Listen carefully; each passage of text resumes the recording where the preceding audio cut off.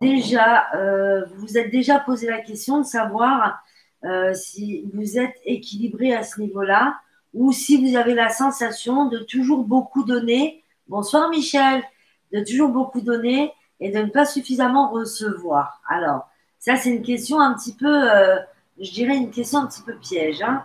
Voilà. Donc, dites-moi si vous avez effectivement eu le sentiment, que ce soit en amour, dans une relation amicale, au niveau des collègues, au niveau donc professionnel, même au niveau du voisinage. Euh, ah, une grosse tuile. Aïe, aïe, aïe, d'accord. Mais moi, je donne beaucoup et je ne sais pas dire non. Ah ouais, ça c'est justement, on va aborder aussi le sujet. Très bien, Nadine, merci. Merci pour la participation. Et les autres, est-ce que vous avez le sentiment de beaucoup donner et de ne pas suffisamment recevoir? Sandrine, bonsoir Sandrine, comment va Nounour? J'espère qu'elle va bien. Je la sens bien. Donc, l'équilibre entre donner et recevoir. Déjà, effectivement, il est très important. Trop compatissante, d'accord. Il est très important, merci V, effectivement, d'avoir un équilibre entre donner et recevoir. Pourquoi?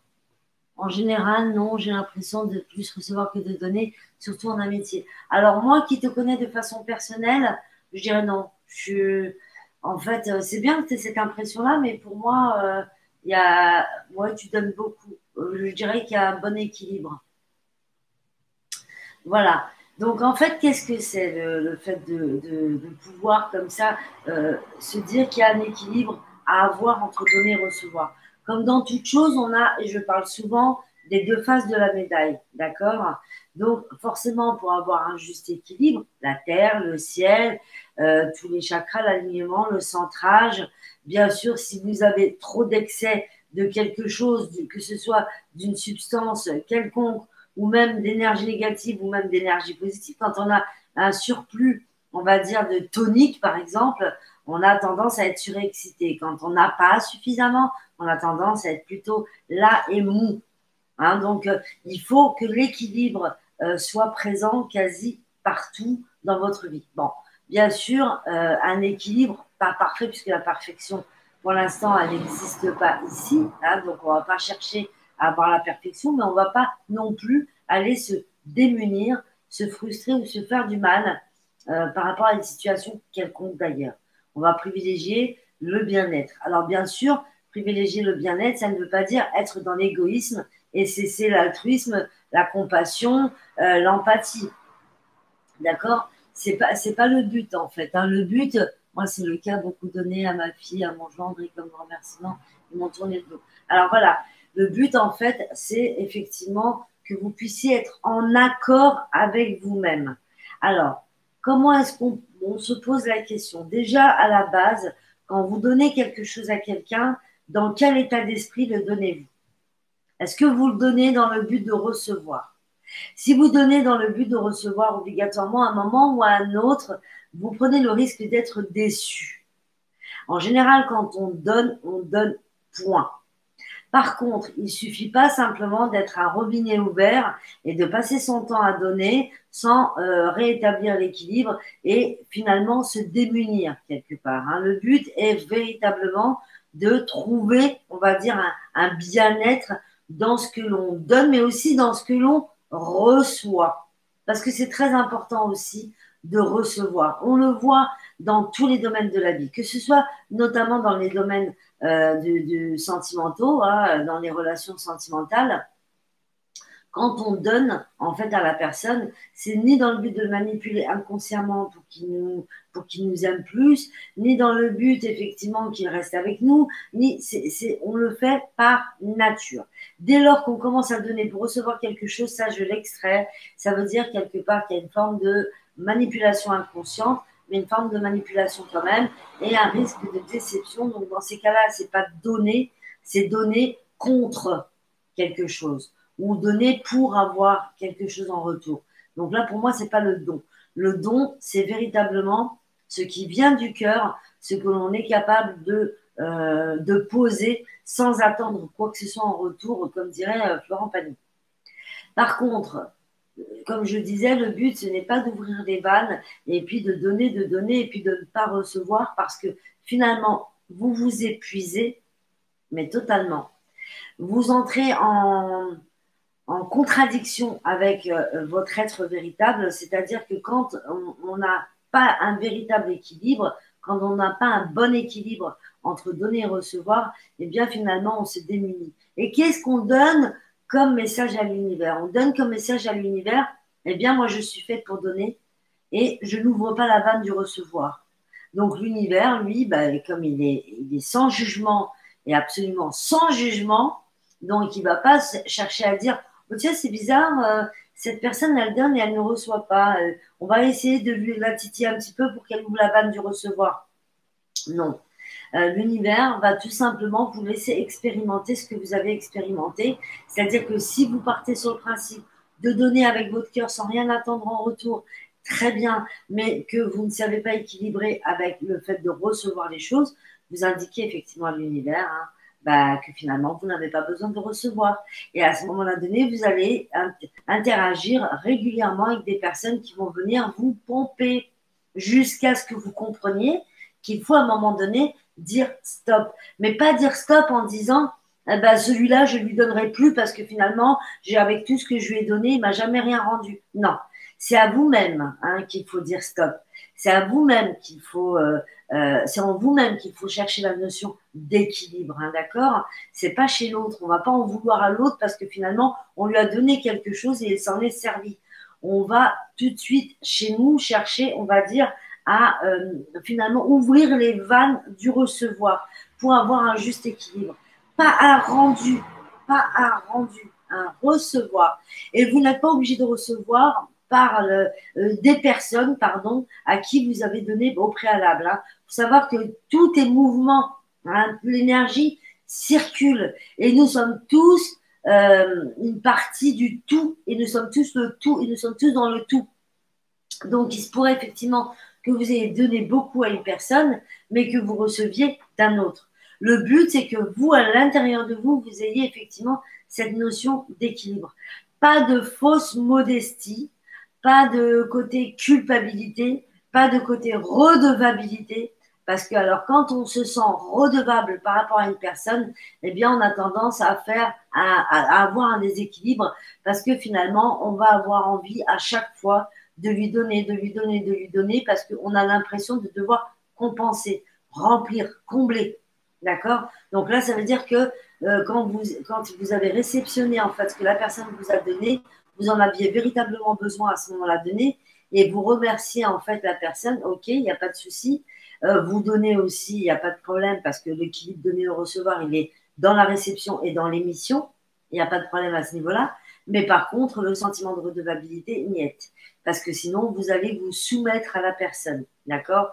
Et vous allez finalement être en déséquilibre à l'intérieur de vous. Pareil aussi pour la culpabilité. C'est pas parce qu'une personne va vous demander quelque chose, et d'ailleurs, je ne sais pas si vous avez constaté, mais c'est souvent le cas, mais c'est pas parce qu'une personne va vous demander quelque chose que forcément vous êtes obligé de dire oui. Maintenant, il ne faut pas non plus être dans l'égoïsme. Je veux dire, si elle vous demande un service et que vous pouvez le lui rendre, rendez-lui. Mais si vous aviez prévu de faire quelque chose pour vous, et puis que cette personne arrive et que ce n'est pas une urgence, et que vous vous délaissez pour aller rendre service à l'autre, c'est un petit peu dommage parce que c'est pareil, vous envoyez comme message à l'univers que vous n'êtes pas suffisamment important pour vous et que vous avez plus d'énergie à déployer pour les autres. Et ça crée aussi un déséquilibre. Donc, quand vous avez quelqu'un qui finalement, en face de vous, n'est pas, on va dire, dans la juste reconnaissance, entre guillemets, de ce que vous donnez. C'est pas grave, parce que finalement, on ne lui donne pas pour recevoir. D'accord? Le tout, c'est d'être en accord avec soi et de partir sur le principe qu'on ne se déleste pas. On ne se met pas forcément toujours en avant en premier, nous faisons partie du tout. Donc, si on se met en avant, c'est qu'on laisse les autres personnes derrière. Donc, comme on fait partie du tout, on est dans le juste équilibre. On n'est ni en avant par rapport aux autres, ni en arrière par rapport aux autres. D'accord? Le but, c'est pas de dire d'abord moi et après les autres. C'est j'équilibre les énergies en moi. Parce que quand je les équilibre en moi, de toute façon, il n'y a pas de notion de négociation à avoir. Il n'y a pas besoin d'avoir une échelle de progression. On est juste là, on génère un équilibre, que ce soit au niveau sentimental, au niveau financier, à tous les niveaux d'ailleurs, hein, à l'intérieur de nous. Et c'est comme ça que finalement les énergies vont parler autour de vous et vont donc, comment on va dire, mettre le tempo par rapport à l'univers, poser le tempo par rapport à l'univers.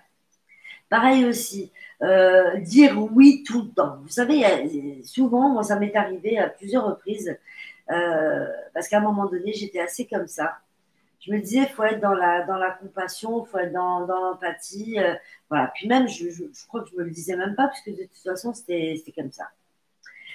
Et en fait, à chaque fois, les personnes venaient me demander des services et je faisais, il n'y a pas de souci là-dessus, je faisais sans problème, hein, vraiment, sans me dire, voilà, ça va être super, elle va me donner un jour ou elle va me rendre ou quoi que ce soit. Non, c'est pas le but. Mais par contre, un jour, j'ai vraiment pas pu, pour une raison valable, parce que c'est même quand j'avais des choses à faire, moi, je privilégiais quand même les autres, donc j'avais ce déséquilibre-là en moi. Et un jour, j'ai dit non. J'ai dit que je ne pouvais pas. Et c'était vraiment une raison valable, hein. C'était en rapport avec une urgence avec mon fils. Eh bien, bah, j'ai eu, mais j'ai eu des réflexions de fou malade. Et ce jour-là, pourtant, j'ai expliqué à la personne, je suis à l'hôpital avec mon fils, là, je ne peux pas te rendre service. Et la personne m'est tombée dessus, mais d'une force. Et puis, je me suis dit, attends, mais qu'est-ce qu'elle est en train de me faire? Elle est en train de me renvoyer quand même quelque chose d'important qu'il faut que quand même j'arrive aujourd'hui à comprendre. Et de là, je lui ai quand même répondu, hein, que c'était pas très très sympathique de réagir de cette façon-là et qu'on aurait à un moment donné à discuter toutes les deux. Bref, mais ça m'a donné une claque quand même. Je me suis dit, tu vois, le fait de dire oui tout le temps, finalement, tu n'as pas eu d'équilibre. En fait, c'est comme si tu avais toujours donné à la personne ce qu'elle voulait, mais pas en fonction de toi, en fonction d'elle. Et du coup, comme tu lui as toujours donné ce qu'elle voulait, le jour où tu lui donnes plus, ben, tu la frustres. Et finalement, c'est là qu'elle te tombe dessus.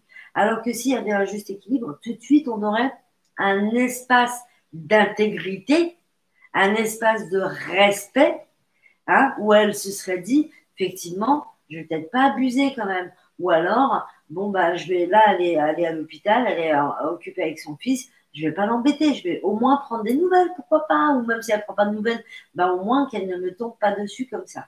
Et c'est vrai qu'à partir de ce moment-là donné, j'avais décidé de changer et j'ai eu du mal au départ à dire non. C'était très, très difficile pour moi parce que j'avais vraiment la sensation que j'étais en train de blesser la personne, que je ne faisais pas du bien, que je risquais d'avoir les foudres du ciel, la totale en fait, hein, voilà. Et à un moment donné, je me suis dit non, mais non, parce que là, la question c'est qu'est-ce que finalement toi tu envoies comme message à l'univers et qu'est-ce que finalement tu ressens à l'intérieur de toi? Parce que là, j'ai été vraiment blessée. J'ai été blessée en me disant, mais voilà, je suis à l'hôpital, quoi. Voilà, je voulais juste qu'elle comprenne, qu'elle ne me tombe pas dessus comme ça. Et finalement, je me suis dit, bah non, pourquoi tu lui demandes à elle de comprendre quelque chose alors que toi-même, tu as ouvert toutes les vannes du oui en permanence. Donc, c'est normal. Je veux dire, si demain, on vous dit entrez dans un magasin et puis choisissez tout ce que vous voulez et sortez de là sans payer, est-ce que vous allez… Alors, il y a beaucoup de personnes qui vont se restreindre, mais il y a malheureusement beaucoup d'autres personnes qui vont chercher à tout prendre. Donc, il faut effectivement que l'équilibre soit fait. C'est très important au niveau de vos énergies. Pourquoi? Parce que vous avez indiqué à l'univers que vous êtes à la fois altruiste, généreuse et que de toute façon, vous avez des valeurs humaines, bien présente, mais qu'en même temps, d'un autre côté, de par ces valeurs humaines-là, vous avez aussi à apprécier, vous appréciez aussi de recevoir en fait de la part de l'univers par le biais d'X, Y, Z ou par le biais de telle ou telle situation, vous avez aussi besoin, vous, de recevoir parce que ça fait partie de l'équilibre de l'être, tout simplement. Et il n'y a pas de jugement à avoir là-dessus.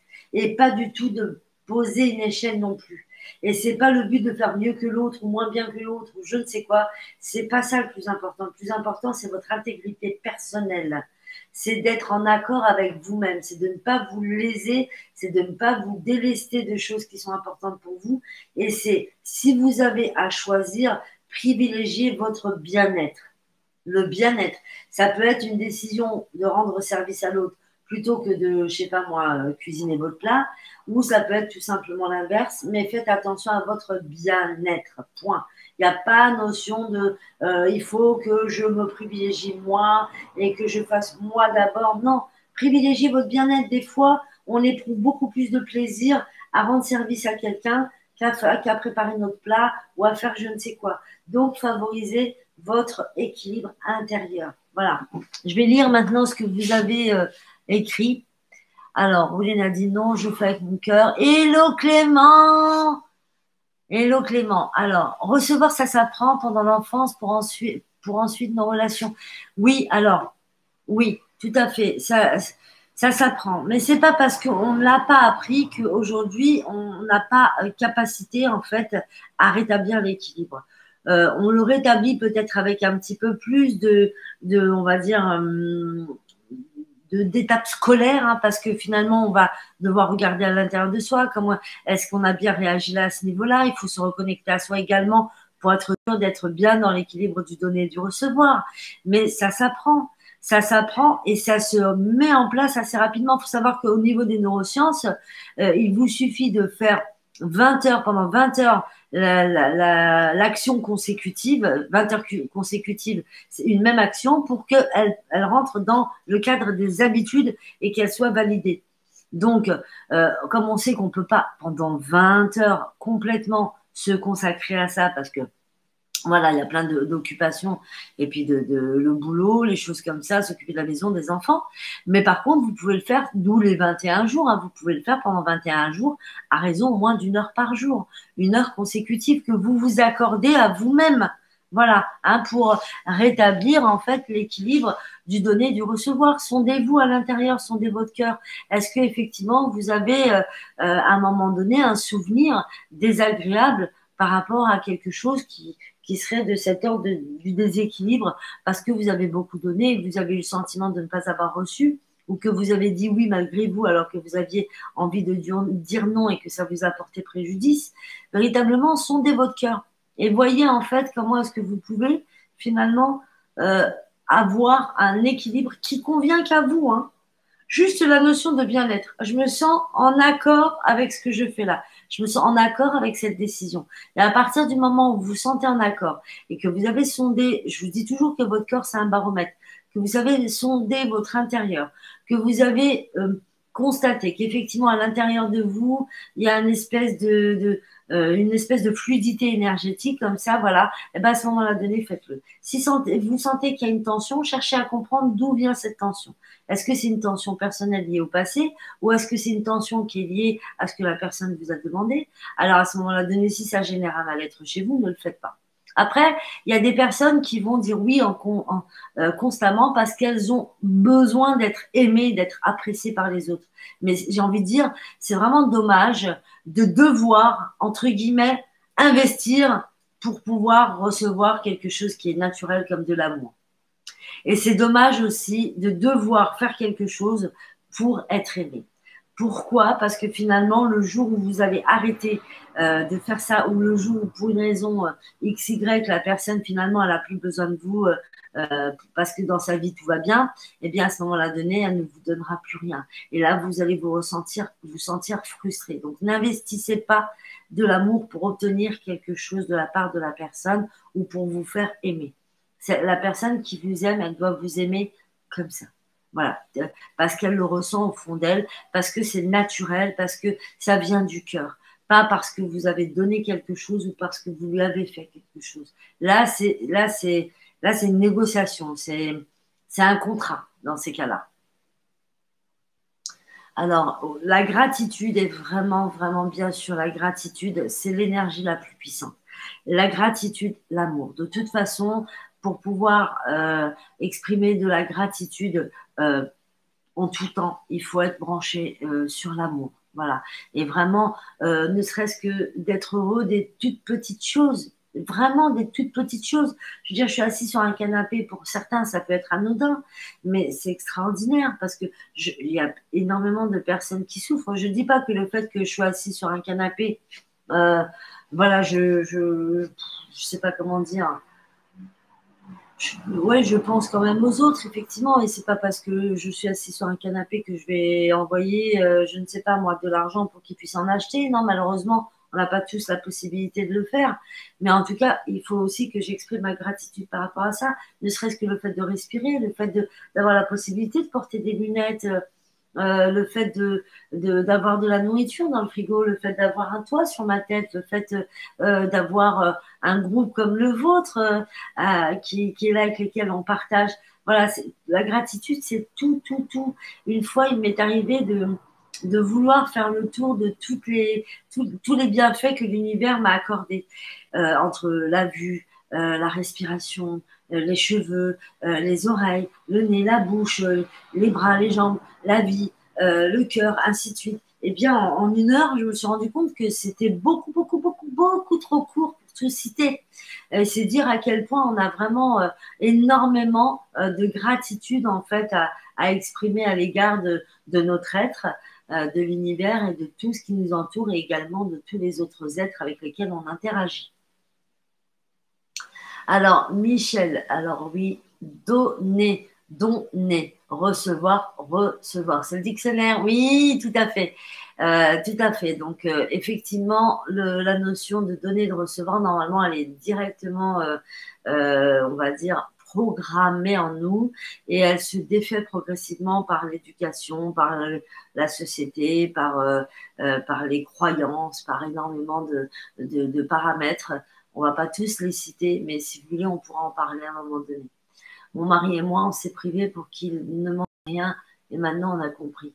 Oui, alors ça après, c'est le rôle effectivement de parents. En général, en tant que parent, on se met la pression, on a vraiment envie d'être des parents parfaits.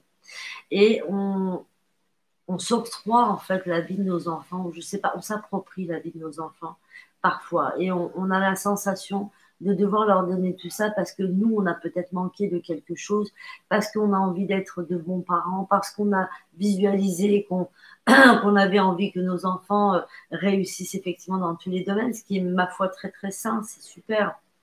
Mais finalement, est-ce que c'est vraiment ce dont ils avaient besoin? Est-ce que c'est eux qui ont exprimé ce besoin? Ou est-ce que c'est vous, en tant que parents, qui avez estimé qu'effectivement, il était bon de leur donner tout ça? Parce que, alors, du coup, on donne et on veut recevoir en retour. Alors, voilà, après, il faut vraiment approfondir pour être sûr là-dessus. C'est exactement ça, faire le choix le plus élevé pour soi, mais dans le bien-être, parce que il y a malheureusement des compréhensions qui sont très différentes, Clément. Et j'ai bien souvent entendu des personnes qui disent, je commence par moi, mais quand on ressent l'énergie de la personne, je commence par moi, ça veut dire j'évince les autres. Et ça, c'est pas une bonne compréhension du commencer par soi. C'est pour ça que j'ai envie de dire que les personnes, ça m'engage que moi encore une fois, mais j'ai envie de dire que chaque individu doit pouvoir œuvrer pour son bien-être. Et ça, c'est important. Et quand il œuvre pour son bien-être, de toute façon, en règle générale, vu qu'on est tous liés au tout, eh bien, il va générer forcément de l'énergie positive, de l'amour, de la gratitude, un bien-être qui va rayonner autour de lui et générer aussi du bien-être chez les autres. Donc, finalement, en œuvrant pour soi, dans ce sens-là, on œuvre aussi pour les autres, effectivement. Au lieu de dire non, on peut aussi effectivement différer son aide. Tout à fait. Tout à fait. De toute façon, à partir du moment où c'est pas forcément urgent, on a aussi la possibilité, bien sûr, quand on est dans le cadre amical, de dire écoute, là, je peux pas.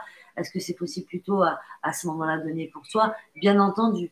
Mais là, dans ces cas-là, c'est un bon accord. Je veux dire, il n'y a pas de notion de non-recevoir ou de quoi que ce soit. Là, on est vraiment dans une notion de partage, en fait, aussi, hein, avec la personne.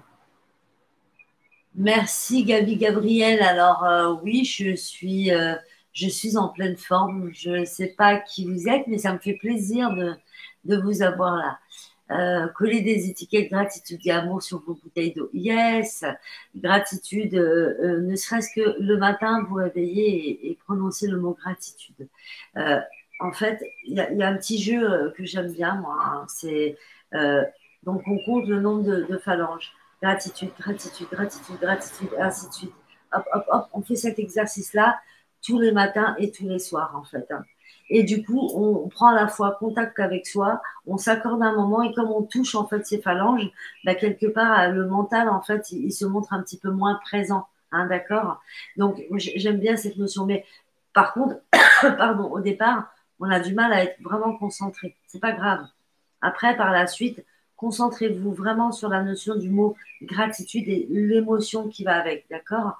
Et quand vous aurez pris l'habitude, ça fait partie aussi de la méditation, hein, ça veut dire qu'on vide son esprit et on se concentre sur la gratitude. Et quand on a bien fait fait cet exercice, alors à ce moment-là donné, vous allez pouvoir dire gratitude pour ma maison, gratitude pour ma vie, gratitude, voilà, et gratitude pour les personnes qui sont autour de moi, gratitude pour l'amour que j'ai en moi, gratitude pour l'univers. Voilà, donc à ce moment-là donné, vous pouvez le faire, mais faites-le au moins une fois par jour au départ. Et si vous pouvez, faites-le matin et soir. Alors, le meilleur, c'est quand vous venez juste d'ouvrir les yeux et le soir, au moment où vous allez vous endormir. D'accord. Comme ça, vous envoyez un message super positif en fait à votre inconscient. Voilà, l'amour que l'univers m'envoie, c'est de trouver des chats abandonnés et ils me le rendent bien, je les adore. Oui, bien sûr, tout à fait. Il y a les chats, mais je ne suis pas non plus adepte de l'animal prend la place devant l'homme ou l'homme prend la place devant l'animal. Et je vois bien trop souvent des personnes qui disent je préfère la présence de mes animaux que la présence des humains. C'est un petit peu dommage. Je comprends qu'ils aient pu traverser des périodes un petit peu difficiles, mais quand on arrive au cas, dans ce cas-là de dire je préfère les animaux aux humains, on se coupe aussi d'une part de soi, on se coupe aussi d'une part de notre incarnation et de notre mission de vie. Donc c'est un petit peu dommage également. Je dis pas que c'est votre cas, Nadine, hein. Je dis juste que ça m'a fait penser à ça. Donc, alors, Clément, le choix le plus élevé pour soi, tu le résumes bien et très simplement avec la notion de bien-être personnel. Oui, voilà. Merci, Clément. Michel, quand on est dans la sérénité et le bien-être, on ne fait même pas attention au fait de donner ou de recevoir.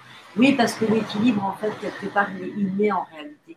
L'équilibre est inné et c'est, comme je disais tout à l'heure, les croyances, l'éducation, la société, tout ça qui finalement vient biaiser petit à petit ou grignoter un petit peu cette notion d'équilibre. Et puis on va dire non, c'est pas bien de faire ça. Ah non, mais tu devrais pas faire ça. Ah mais toi, t'es qu'un égoïste. Ah mais toi, ceci, mais pourquoi tu penses à toi d'abord? Voilà, puis au fur et à mesure, finalement, on lâche un petit peu une part de soi, en fait, parce que on a envie de plaire au monde qui nous entoure. C'est un petit peu ce qu'on nous a appris, malheureusement, et c'est pas cool. Mais oui, c'est vrai que quand on est vraiment axé dans son cœur à l'équilibre, au bien-être, comme je le dis tout le temps, effectivement, ouais, là, on ne se pose plus la question du donner et du recevoir. En fait, ça se fait de façon naturelle. On revient à nos capacités innées, en fait. Voilà. Mais les hommes aussi, chaque homme a été un enfant de 2 ans, de 5 ans. Tout à fait. Tout à fait. Parce que moi aussi, j'ai 3 animaux. Mais je ne vais pas vous mentir en vous disant qu'ils passeront avant n'importe quel humain. C'est pas vrai. C'est pas vrai. Moi, pour moi, tout être vivant est important. Voilà, tout simplement. Exactement. C'est pour ça que je dis tout être vivant est important. Tout à fait. Il y a aussi, moi je sais que j'ai planté quelques petites choses, j'adore tous les jours aller les voir et je leur parle et je suis heureuse de voir à quel point ils poussent, c'est extraordinaire quoi. Je trouve ça super génial. Voilà, donc rien que ça déjà c'est super. Merci, c'est très gentil Gabi Gabriel. Merci, c'est très très gentil. Voilà, donc est-ce que vous avez des questions à poser? Parce que ça fait déjà 32 minutes que je papote, je papote, je papote, je fais que ça. Est-ce que vous avez des questions à poser? Voilà, tout pareil, super. Si vous avez des questions à poser, peut-être qu'il y a des choses sur lesquelles j'ai pas approfondi. Ou bonsoir Joyce, merci.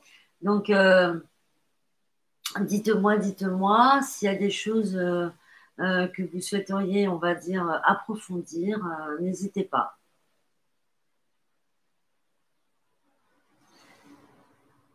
Sinon, bah, n'hésitez pas à liker, voilà, partagez la vidéo, ça peut aider aussi d'autres personnes. Quand je parle de mettre des étiquettes sur ces bouteilles d'eau, c'est en rapport avec l'impact que nos pensées ont sur l'eau. Tout à fait, je suis tout à fait d'accord avec toi, Clément. Tout à fait, c'est tout à fait super. D'ailleurs, je l'ai lu tout à l'heure et puis j'ai rebondi sur autre chose. Mais effectivement, vous pouvez mettre des étiquettes sur vos bouteilles ou sinon carrément, moi aussi je t'aime. Sinon, carrément les poser en fait, hein. Vous posez donc gratitude et amour, ou même ce que vous avez envie de dire, et vous posez votre bouteille dessus. Et si vous avez la possibilité de mettre la fleur de vie ou un cristal de roche pour amplifier, faites-le, n'hésitez pas, hein. Ça fait toujours du bien. Et ensuite, vous buvez cette eau, privilégiez les bouteilles en verre. Mais s'il n'y a pas possibilité, ben voilà. Sinon, il y a ces bouteilles-là, j'en ai parlé déjà la dernière fois, voilà. C'est dommage, elles sont pas en verre, mais c'est pas mal, notamment à la pleine lune. Voilà, donc euh, oui, Masaru Emoto, effectivement. D'ailleurs, j'ai fait une vidéo sur la technique du verre d'eau que j'ai expérimentée et qui a été très efficace pour moi. Donc, c'est pour ça que je me suis permise de la partager à tout le monde. Voilà, donc Sophie, alors moi, je suis super heureuse de te voir ce soir. Même si c'est à travers ta vidéo, merci pour tout ce que tu apportes, mon rayon de soleil. Mouah. Merci, ma chérie. Alors, donner à ceux qui nous ont fait souffrir le pardon au Ponopono, mais tu en as déjà parlé, oui. Alors, ça, c'est encore autre chose. Ça, c'est une libération. C'est se libérer de l'énergie cristallisée liée à une expérience douloureuse par rapport à une personne. C'est aussi effectivement se donner à soi, on va dire, une place propre quelque part à l'intérieur de nous. Et c'est aussi effectivement libérer la personne. Mais en premier lieu, d'ailleurs, c'est ça aussi qui compte, c'est de faire attention, comme je disais tout à l'heure, à son bien-être. Donc, si on a une énergie comme ça de colère ou de frustration ou quoi que ce soit par rapport à une personne, eh bien, le fait de s'en libérer, ça fait du bien parce que finalement, on se détache de cette énergie négative cristallisée qui risque au fur et à mesure finalement de vibrer sur une certaine fréquence qui va attirer d'autres expériences similaires. Mais en plus, à côté de ça, en parallèle, pas à côté, en parallèle, eh bien, ça va aussi libérer la personne qui vous a fait du mal parce que finalement, il y a un détachement, d'accord? Donc, on n'est plus dans cette notion de le lien, en fait, qui est finalement est un lien toxique, invisible, mais toxique quand même, généré par ce sentiment ou cette émotion qui a pris place en vous. Donc oui, le Ho'oponopono, effectivement, il est très, très, c'est une technique extraordinaire qui permet effectivement vraiment de se libérer et donc de libérer l'autre. Parce que le pardon, c'est d'abord pour soi. Après, c'est pour son bien-être, d'accord? C'est pour se faire du bien et ne pas laisser les énergies négatives prendre place en soi, d'accord? Et forcément, comme toujours, hein, l'équilibre est parfait, et bien du coup, on libère également l'autre personne. On la libère on nous libère, on se libère du lien qui nous unit en fait, hein, voilà. Voilà, donc je mets le cœur très bien, parfait, parfait. Maryse, non, c'était super vos explications, avec plaisir, Maryse. Pour ma part, non, tu es très claire dans tes vidéos. Après, c'est mon premier live avec toi. Eh ben, écoutez, soyez le bienvenu, Gabia. Je suis juste ici pour écouter et prendre les belles choses que tu souhaites me donner. Avec plaisir.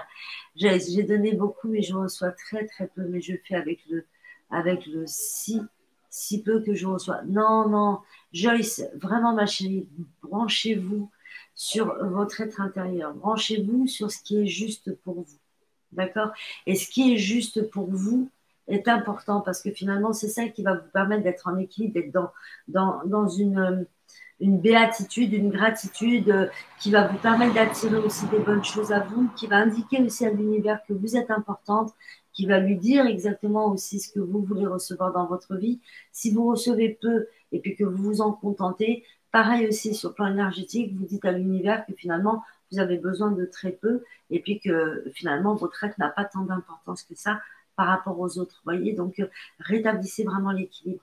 Alors, pour rétablir l'équilibre, c'est simple en fait, hein. À chaque fois, comme je vous ai dit, au moins 1 heure par jour.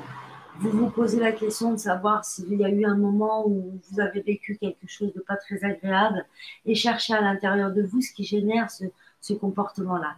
Et prononcez toujours le mot je demande à avoir le juste équilibre entre le donner et le recevoir. Donc, à partir de maintenant, j'équilibre en moi le donner et le recevoir. D'accord? Cette phrase-là, elle est plus facile en fait à accepter pour le mental. Voilà, c'est pour ça que je l'ai faite dans ce sens. Maintenant, si vous êtes en mesure de, on va dire, de canaliser votre mental, à ce moment-là donné, vous pouvez dire, à partir d'ici maintenant, j'équilibre le donner et recevoir. Voilà, tout simplement. Mais sinon, vous prenez la première phrase. Que penses-tu du principe que chacun fait toujours de son mieux à chaque instant et que du coup, la notion de pardon disparaît? Oui, tout à fait. Mais pour ça, alors, Clément, toi, tu as un niveau high level, chouchou, hein, donc effectivement, tu as tout à fait raison. Quand chacun fait toujours de son mieux, il n'y a pas de notion de pardon, même de la notion de donner et de recevoir. Finalement, il y a plus, en fait, il y a plus de questions à se poser quand on a effectivement le côté faire de son mieux. Et encore faut-il que chacun le fasse de la façon la plus honnête possible.